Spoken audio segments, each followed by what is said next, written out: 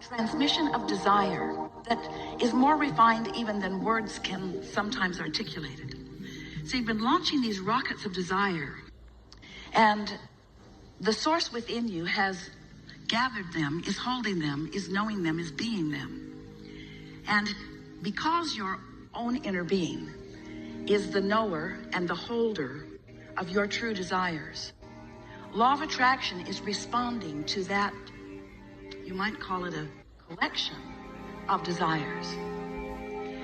And law of attraction being the engine of the universe, law of attraction responding to those desires means that you have, whether you know it or not, and whether you like it or not, you have expanded that far into more.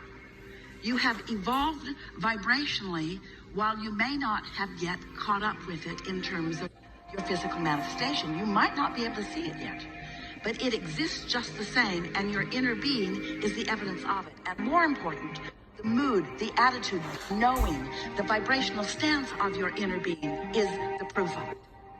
So when you accidentally, usually, or deliberately, stumble into or walk deliberately into thoughts that cause you to feel happiness, that means you have joined that broader knowing of the source within you, and you are, for the time of that happiness, a perfect vibrational match to the expansion that you have created through the contrast that you've been living. And for the amount of time that you remain in that not contradicted, happy state, momentum about what you are asking for happens. And hints of it show up to you, clues show up to you, evidence of it shows up to you. So it is our desire to help you to lower resistance. You can't lower your desire. The source within you demands that. But you could stop fighting your own expansion. So what's the protocol? Find as many positive aspects as you can. Look for as many reasons. Check your mood. Tend to your attitude. Look for reasons to feel good, reasons to feel good, reasons to feel good, reasons to feel good, reasons to feel good. And in doing so, you get that momentum going.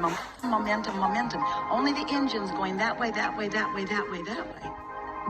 When you meet your inner being where your inner being is, it's always delicious. It's clarity. It's wholeness.